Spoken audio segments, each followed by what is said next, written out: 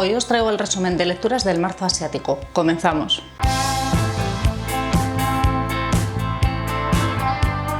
Hola a todos, ¿qué tal? Bienvenidos un día más a la pecera. Hoy os traigo el resumen de lecturas del marzo asiático. He decidido hacer este vídeo separado del resumen de lecturas mensual del mes de marzo para poder hablar un poquito más extensamente de los libros que he leído. La iniciativa del marzo asiático, por si alguien acaba de llegar nuevo al canal y no conoce en qué consiste esta iniciativa, la creó Magra Ajos Tiernos. Os voy a dejar por aquí arriba el enlace a su canal, bueno, creo que sale exactamente por aquí, el enlace a su canal para que lo veáis. Consiste en leer durante el mes de marzo libros de literatura asiática. Para el marzo asiático yo elegí 3 lecturas que son De parte de la princesa muerta, La buena tierra y La ciudad prohibida, que son los libros de los que os voy a hablar en este vídeo. Así que comenzamos. El primer libro que yo leí fue De parte de la princesa muerta. Este libro lo compré en una librería de segunda mano el año pasado, con lo cual estaba en mi lista de pendientes. Cuenta la historia de Selma Rauf Janín, que es la nieta del sultán otomano Murad V. El sultán estuvo 3 meses en el poder, pero los nervios que sufría y las intrigas palaciegas hicieron que lo destituyeran del poder y lo encerraron junto a toda su familia, su mujer y a sus hijos, en el palacio de Cheregan. Fue preso en su propio palacio, nada menos que durante 28 años. Vivió en cautividad. Fue espiado por sus servidores a sueldo de su hermano y además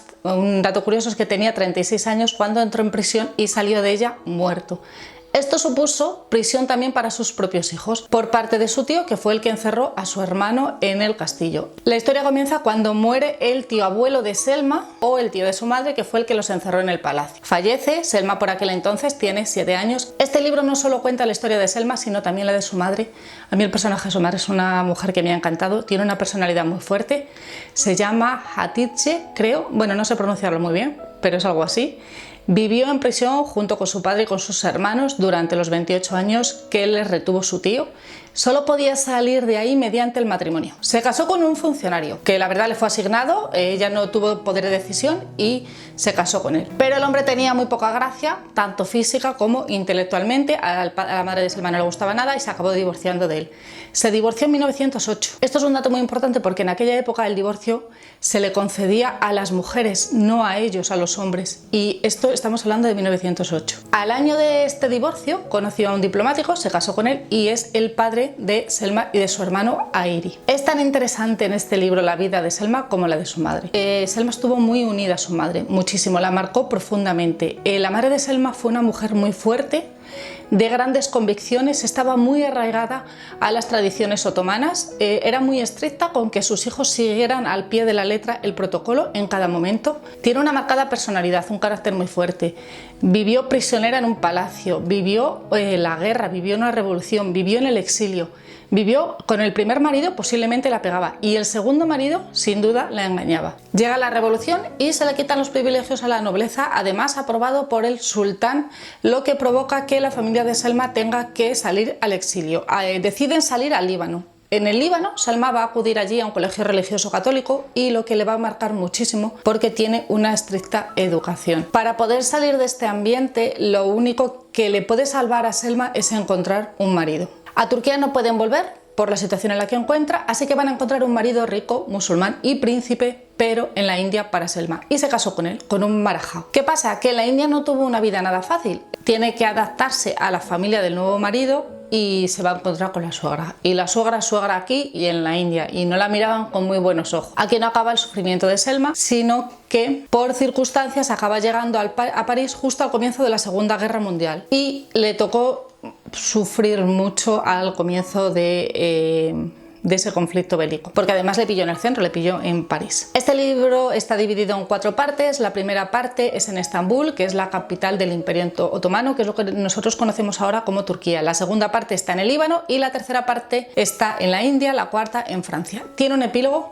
El final es muy triste, pero mucho, te quedas con mucha pena. Y yo a este libro le di 5 estrellas, primero porque la historia es muy entretenida, es real, es dura. El principio es un poco lioso porque hay mucha familia, muchos nombres, no entiendes los nombres, hay que entender y seguir el hilo de la familia para poder entender la historia. Tiene muchos conflictos políticos porque si la familia de Selma acaba en el Líbano es porque existe un conflicto político, con lo cual la autora refleja esta situación pero está contado de una manera muy sencilla y se entiende muy bien. También está reflejada la vida de los protagonistas. Las mujeres en este libro son personajes muy importantes. La madre de Selma es un personaje fascinante y relata muy bien las costumbres otomanas, el lujo, la vida en el palacio, cómo se mueve en la organización del palacio, de la familia, cuándo podían salir, cómo podían salir, la educación, los matrimonios, la ropa, las fiestas, todo, tanto en Turquía como en la India. La India es un país fascinante, muy duro, pero muy duro para una mujer. Es un libro muy bueno para comparar, por ejemplo, el principio del siglo XX en la corte otomana con lo que era España o con lo que era el resto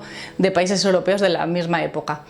Si os gusta la historia, os gusta la vida de las mujeres y os gusta la zona de Turquía de Asia, este libro os va a gustar mucho. Un dato muy importante que se me olvidaba es que está escrito por Kenizet Murat, que es la hija de Selma. El siguiente libro que elegí para el marzo asiático es La buena tierra, de Pele Sevuk, que yo ya había leído Viento del Este, Viento del Oeste, y es una escritora que la verdad solo había leído un libro, pero me gustó muchísimo cómo narra. Aquí nos vamos a trasladar a China, a la China más profunda, a la vida de los campesinos. En este libro no hay palacios, no hay dinero, no hay poder, está ambientado en una época justo antes de la Revolución China. Este es el primer libro de una trilogía que cuenta la historia de la familia Wanlu, que está compuesto por la buena tierra, los hijos, y el tercero de los libros es Un hogar dividido. Wanlu vive con su padre, que es enfermo, trabaja la tierra y necesita una mujer para que cuide a su padre, para que le cuide a él y además que atienda la tierra. Como es un campesino y no tiene mucho donde elegir, porque en aquella época pues hay que elegir dependiendo del estado social en el que tú te muevas, así puedes elegir mujer, por consejo de su padre decide coger una mujer que no sea muy guapa. Esto es muy importante porque así no se dedica tiempo a conservar esa belleza que dura poco, que ayude en el campo, que sea trabajadora, que sea una mujer fuerte y que también ayude en casa. Así que Wan decide elegir una mujer que es Olan, que es una mujer esclava de la gran casa Wan. A partir de aquí la escritora, de una manera muy sencilla, muy discreta, de una manera muy elegante, con un narrador omnisciente, nos va relatando las penurias de esta singular pareja, del sufrimiento de ella, del trabajo, de la vida de esta mujer en esta época en China. Me llamó muchísimo la atención, por ejemplo, que ella se queda embarazada y estando trabajando en el campo se pone de parto. Ella no dice nada, se va a casa, se encierra en una habitación y ella sola da a luz un hijo. No necesita ayuda de nadie, es una mujer muy dura. Olan es un personaje, de todos los que hay en el libro, que son bastante para estrangular, es el único que merece la pena. En otro de los partos que ella tiene, que no recuerdo si era el tercero o el cuarto, da a luz una hija que llora y la asfixia. El marido entra y dice, pues si yo he oído llorar al bebé y lo ve allí muerto, ella sabe el sufrimiento que va a tener esa niña por el hecho de ser mujer, y para que esa hija no sufra, la asfixia. Esa es la vida de las mujeres en China. Es así, refleja una sociedad completamente patriarcal. Sin embargo, sí tiene una hija que sí vive, pero que tiene como una deficiencia. Entonces el padre sí que se esmera en cuidarla para que no sufra lo que sufrió su mujer.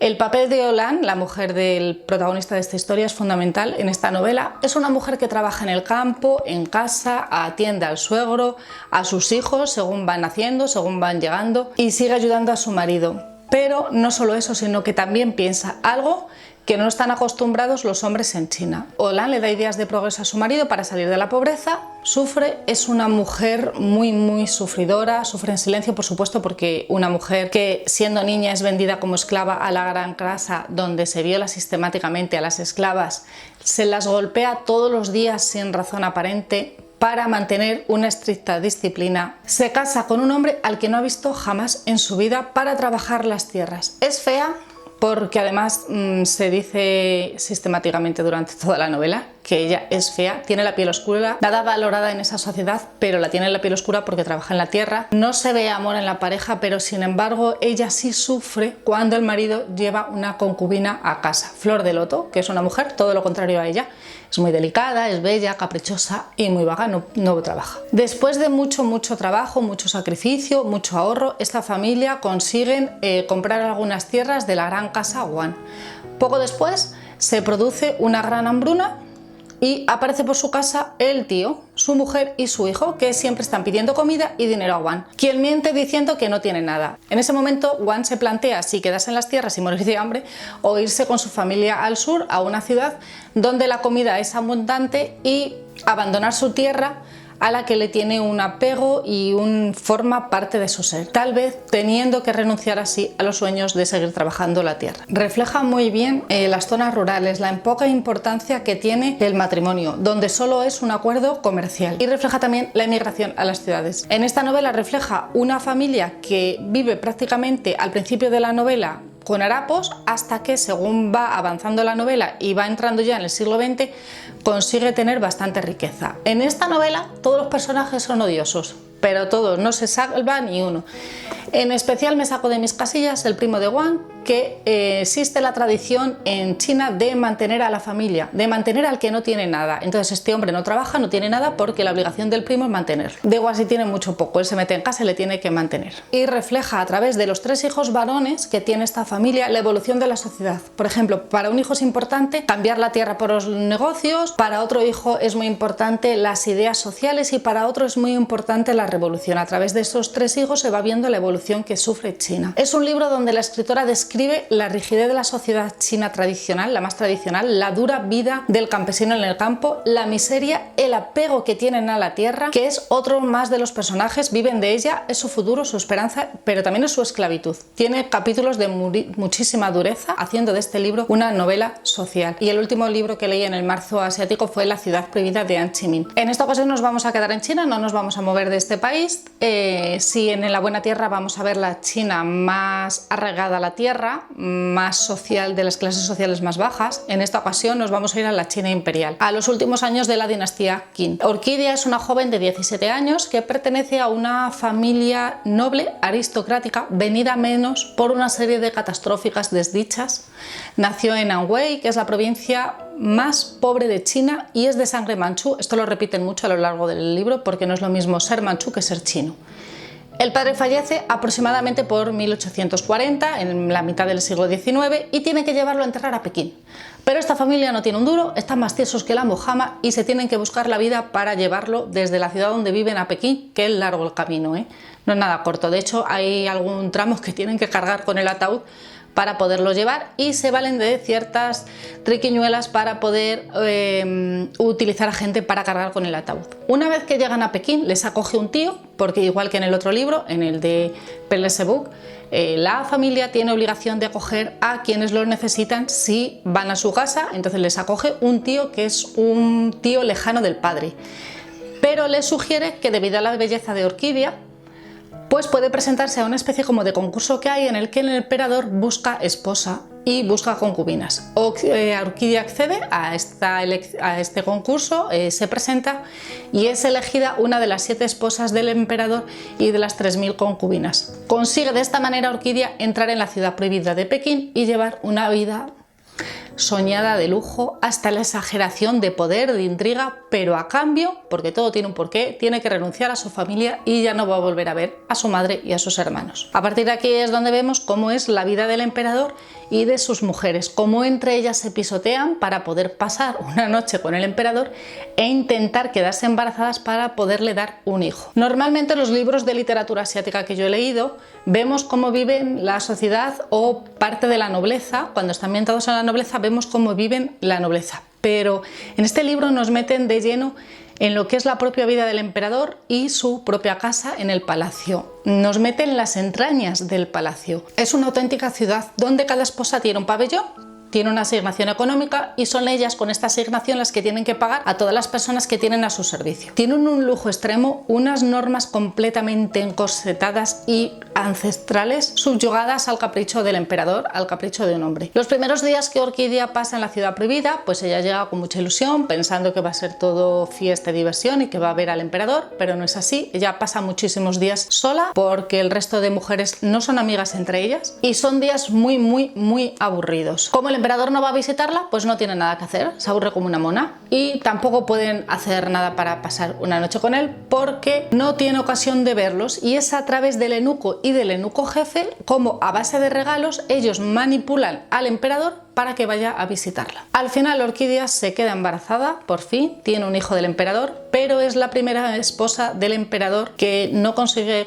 quedarse embarazada. Cuando Orquídea da luz, es la que es la madre del niño, es la que se queda con el niño. En este libro refleja muy bien cómo viven las mujeres de la nobleza, cómo son dominadas por los hombres, las intrigas palaciegas, la lucha de poder que hay entre ellas, la manipulación del servicio, contratan a esclavos para que vayan a los pabellones de otras mujeres y les den información sobre las otras esposas del emperador. Tienen una vida muy hermética, no pueden salir del palacio, apenas pueden hacer nada, pero casi nada, solo tienen que cuidarse, cepillarse el pelo, bordar y tener un jardín. Es un libro completamente distinto a lo que yo había leído anteriormente, ambientado en China, y que tiene peros. Los peros que tiene son los nombres, porque hay miembros del gobierno, hay eunucos, hay militares, hay esposas y hay mucha familia, y es un pollo de nombres y de situaciones. Tiene muchísima política este libro, porque la vida de Orquídea está completamente controlada por el poder político. Otra de las cosas que no me gustó es que este libro es parte de una duología. Me queda un segundo libro y se queda en un punto en el que, a ver cómo lo explico, me parece que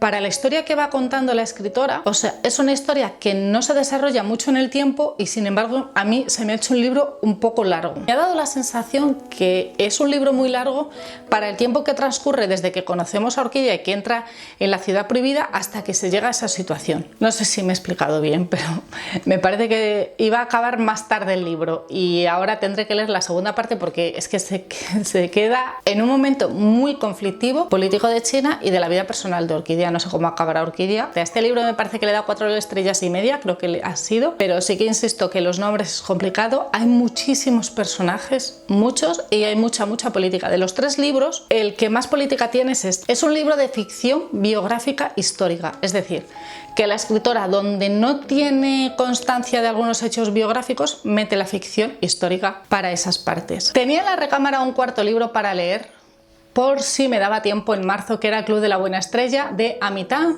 pero que no me ha dado tiempo a leer, así que sí, para el año que viene Magrat vuelve a hacer la iniciativa del marzo asiático, pues lo leeré, y si me da tiempo este año, que no lo sé, pues lo mismo lo leo también.